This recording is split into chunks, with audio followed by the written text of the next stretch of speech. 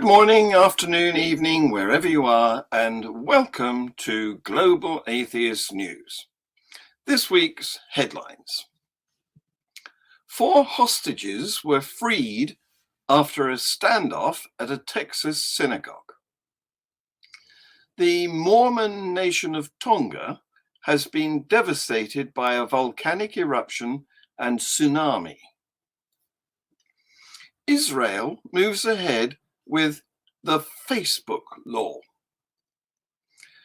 Eric Zemmour, far-right candidate in France's elections, is found guilty of hate speech. Meredith Doig welcomes a petition calling for changes to chaplaincy in Australia. Florida Republicans propose forcing teachers to wear microphones so that parents can monitor lessons. The Polish Parliament passes a bill to protect children from moral corruption in schools.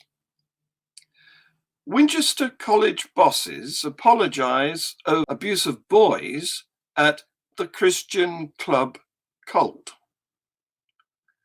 The prosperity gospel excuses poverty and its true causes in Africa. A Christian couple ban a gay man and his partner from buying their dream £650,000 Surrey home due to their sexuality. Ricky Gervais blasts Pope Francis after he said people who have pets instead of children are selfish. 4 people were held hostage at a synagogue in a suburb of Dallas, Texas, and were freed unharmed after a 10-hour standoff with police. The hostage taker has been identified by the FBI as British citizen Malik Faisal Akram, 44. He had been on the British Security Services watch list as a subject of interest in 2020 and was investigated in the second half of that year. But by 2021, Akram, who had a criminal record in the UK, had been moved from the active list to the former subject of interest list and was no longer considered a threat. During the standoff, Akram was heard demanding the release of Afia Siddiqui, a Pakistani neuroscientist who is serving an 86-year prison sentence in nearby Fort Worth, Texas, over attempts to kill US soldiers in Afghanistan. All of the hostages at the Congregation Beth Israel synagogue were freed unharmed. The rabbi has described how he threw a chair at the gunman in order to escape. See this video. The last hour or so of the standoff, he wasn't getting what he wanted. He was getting, it didn't look good. It didn't sound good. We were terrified. And when I saw an opportunity where he wasn't in a good position, I made sure that the 2 gentlemen who were still with me, that they were ready to go. The exit wasn't too far away. I told them to go. I threw a chair at the gunman, and I headed for the door. And all 3 of us were able to get out without even a shot being fired.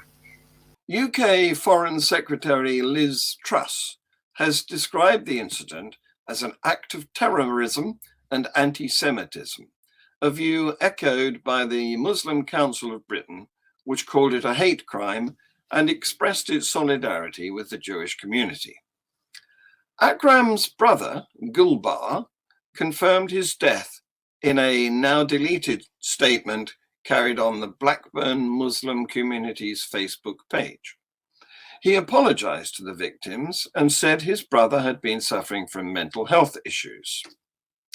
The Blackburn terrorist ranted about bleeping Jews and urged more British Muslims to launch jihad in the United States in a disturbing final phone call to his family minutes before he was shot dead.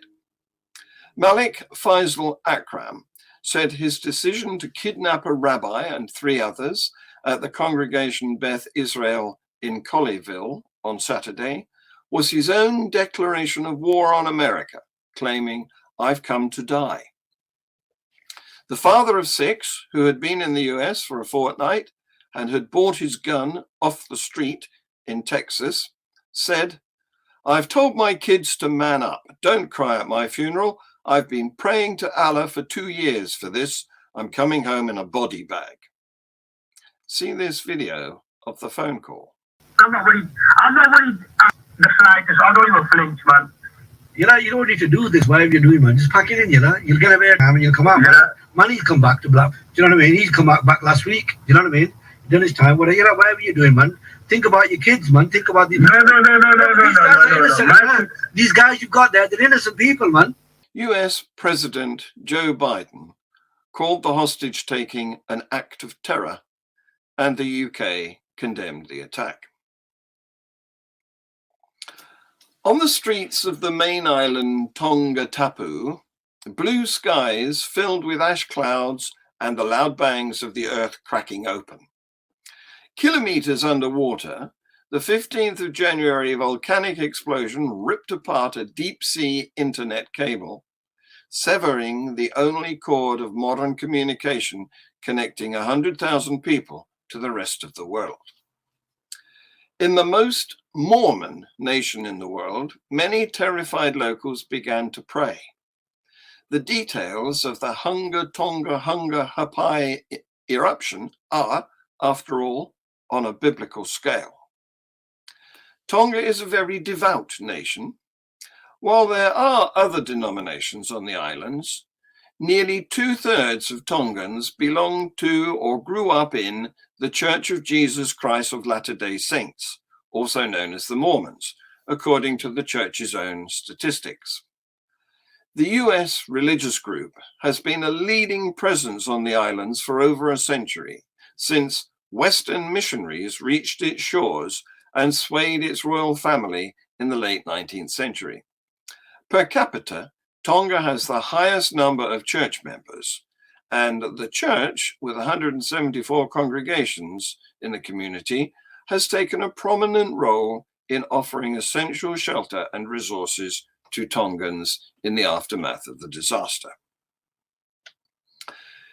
Israel's Justice Minister, Gideon Saar, is proposing a piece of draconian legislation popularly named the Facebook Law. It would enforce widespread censorship of online content. Israel has long used big data to censor those that expose its inhumane practices, but the new law gives authorities dangerously wide remit to target dissidents, writes blogger Richard Silverstein. Touted by supporters as a law to ban incitement to terror, it goes far beyond that, sweeping up all types of content on social media platforms, which the Cybercrimes Unit already does, and it would mean authorities could censor websites of Palestinian and Israeli human rights, NGOs, and media outlets which have already faced stringent censorship. The law would permit authorities to direct social media companies to censor content, including search results, without notifying the original author that it has been removed. The companies would have no recourse, no system of appeal, and could be fined if they refuse.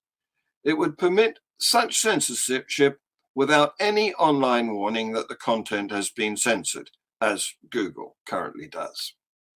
It also allows for the suppression of entire websites or individual web pages on servers located inside or outside Israel, even if an Israeli reader tried to access an international URL.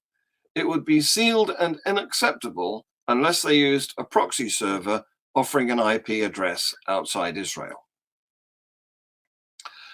Far-right French presidential candidate Eric Zemmour has been fined €10,000 by a Paris court for hate speech.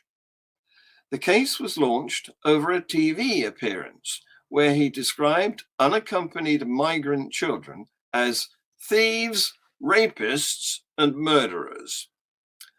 Former broadcaster Zemmour is known for his anti-Islam and anti-immigration views. His lawyer said he would appeal against the court's decision. Reacting to the verdict on social media, Zemmour complained that his freedom of speech was being restricted and said there was an urgent need to drive ideology out of the courts. He made the comments in September 2020 on the C News television channel, where he used to work as a pundit.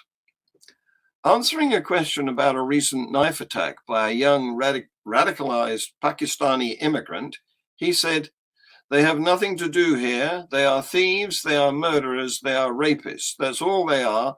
They must be sent back and they must not even come." At his trial in November last year, which Zemmour did not attend, prosecutors argued that his comments were contemptuous and outrageous and that the limits of freedom of expression have been crossed. Zemmour has 2 previous convictions for hate speech. He was manhandled in this video.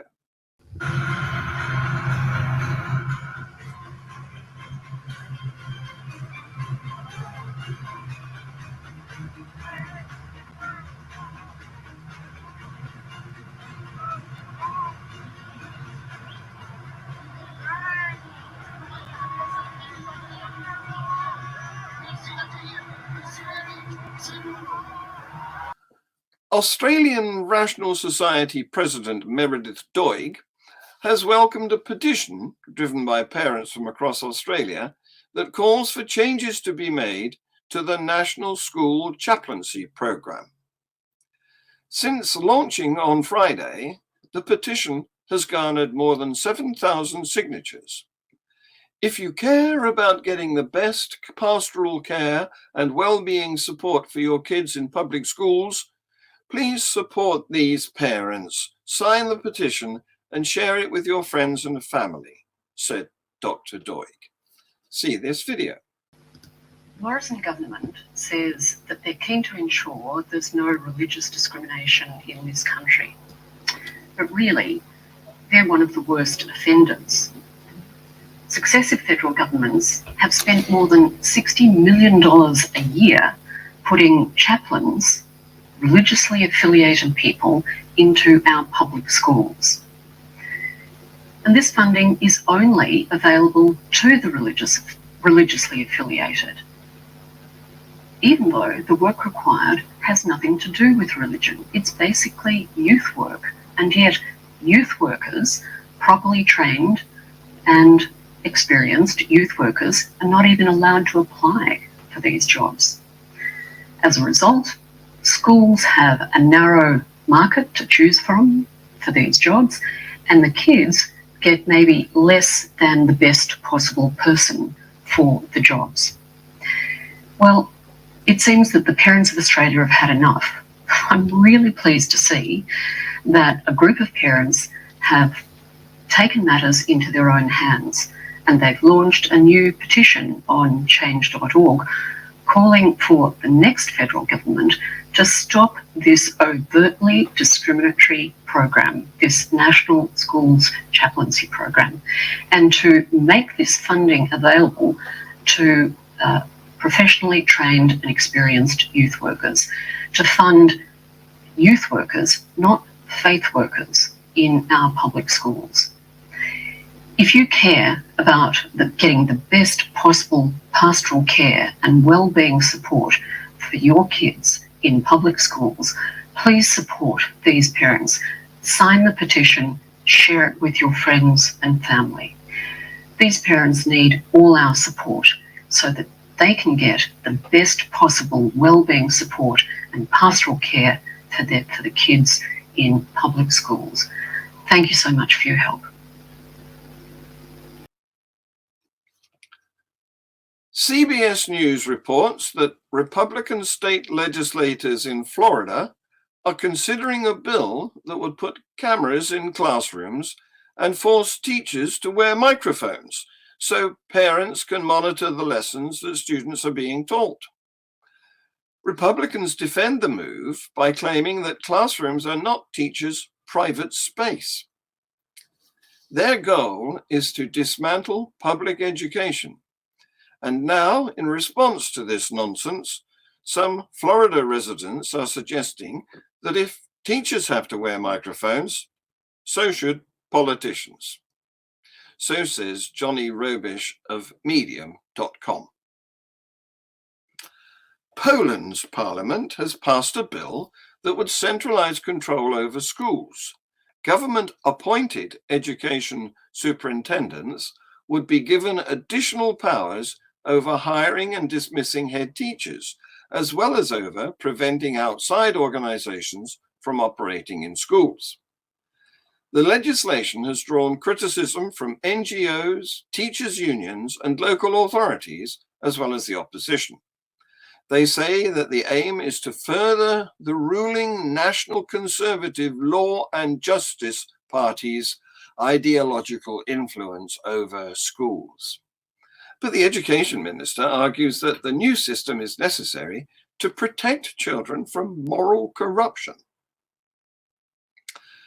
Winchester College has apologized for a cult-like Christian club which allowed a powerful barrister to groom and abuse his pupils in the 1970s. An independent investigation published yesterday found the Evangelical Society gave John Smythe, QC, unfettered access to boys for his warped attacks.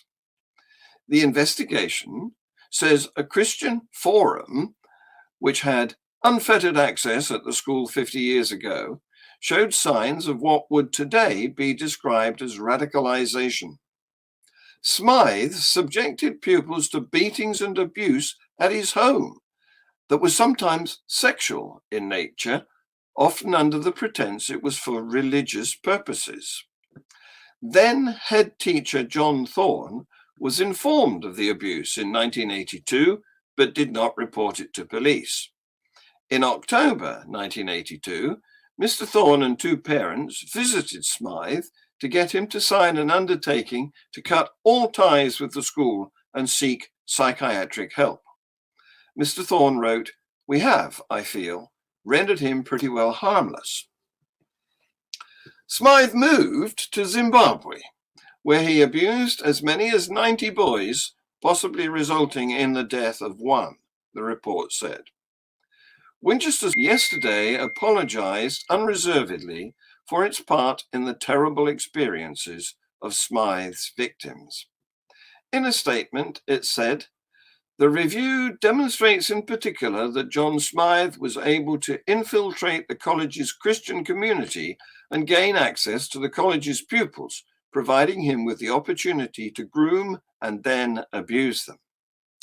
The review said multiple staff members were aware of Smythe's powerful influence over the boys. However, pupils felt unable to tell staff about the abuse, and teachers did not share or report their suspicions. Former Pope Benedict XVI failed to act over 4 child abuse cases when he was Archbishop of Munich, a German probe into the Catholic Church has alleged. Pope Benedict, then called Joseph Ratzinger, held the position from 1977 to 1982. He has denied the accusations.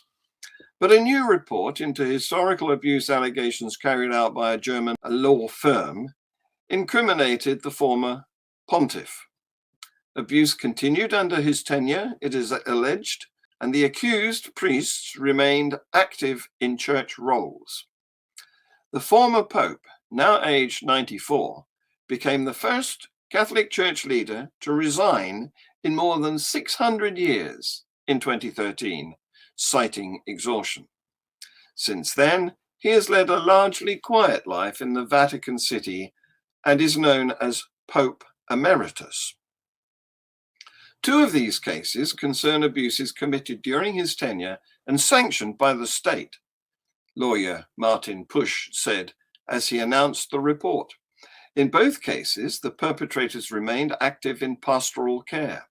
In one instance, it is alleged he knew about a priest accused of abusing boys who was transferred to his diocese, but allowed him to continue to work in pastoral care roles. The former pope is reported to have submitted dozens of pages of answers to the law firm's questioning, in which he expressed support for the inquiry, but denied any knowledge or lack of action around the abuse allegations. The report, however, contains minutes which strongly suggest he was present at a meeting at which the subject was discussed.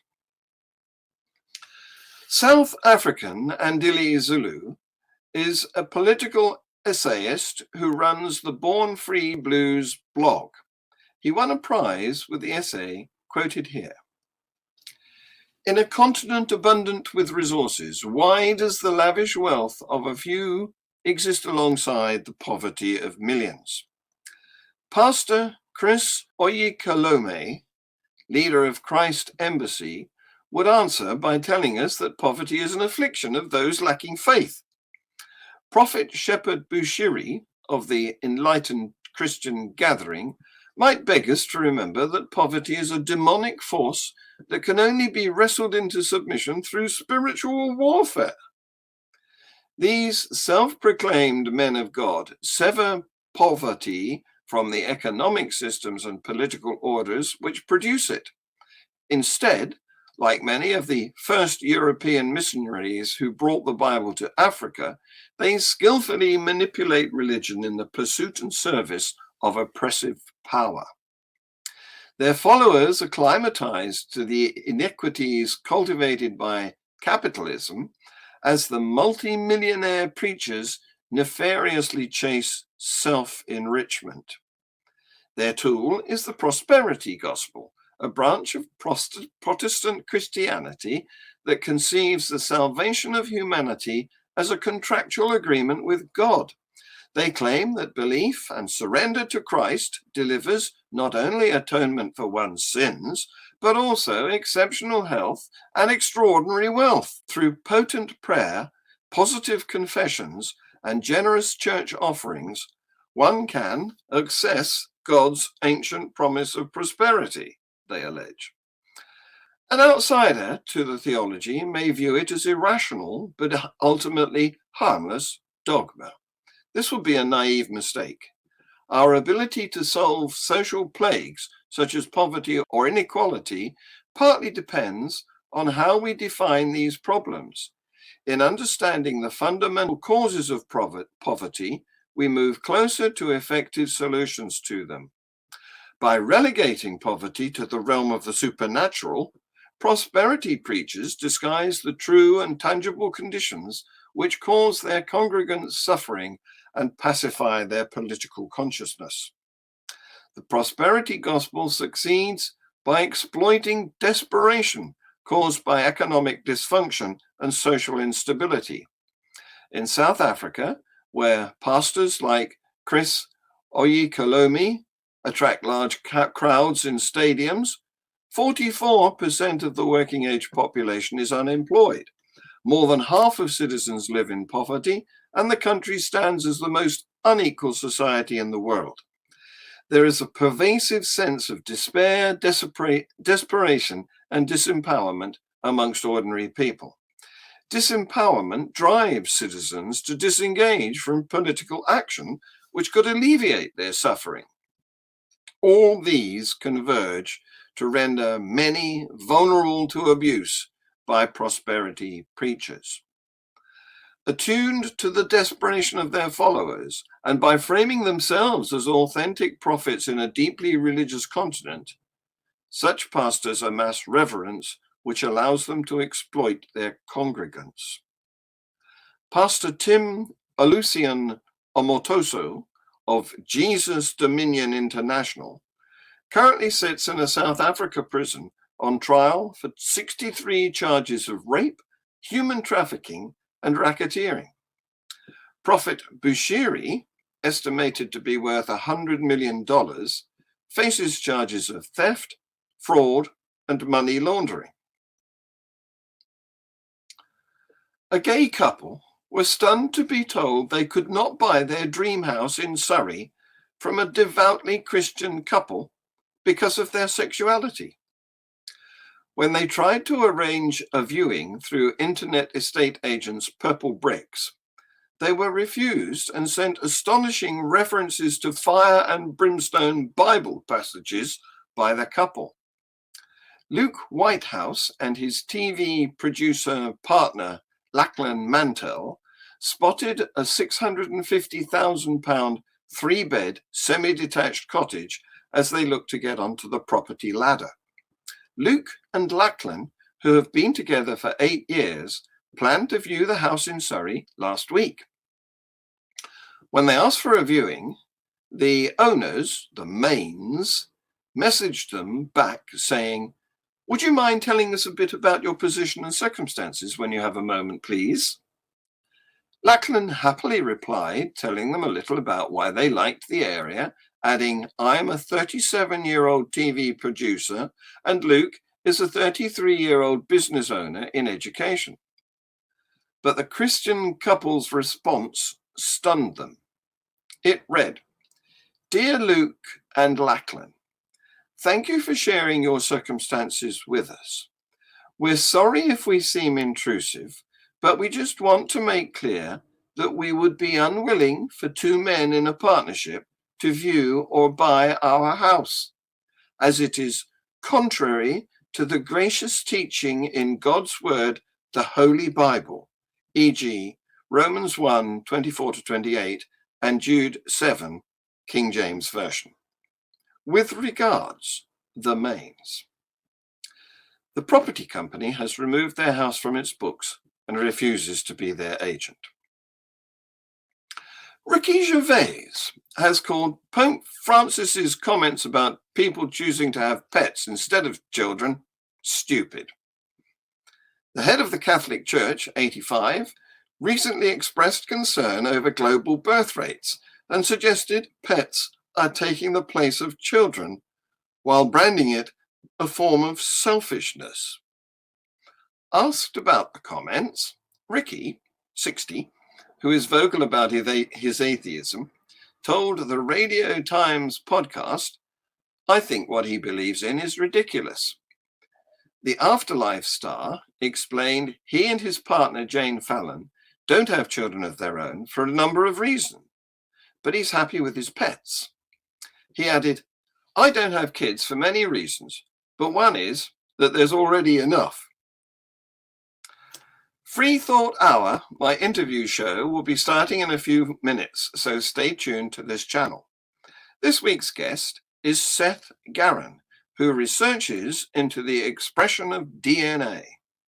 Come and chat with us or ask questions live. The GAN team will be back with our weekly news review next week. Please like, share, and subscribe. This has been Global Atheist News. Thank you for watching.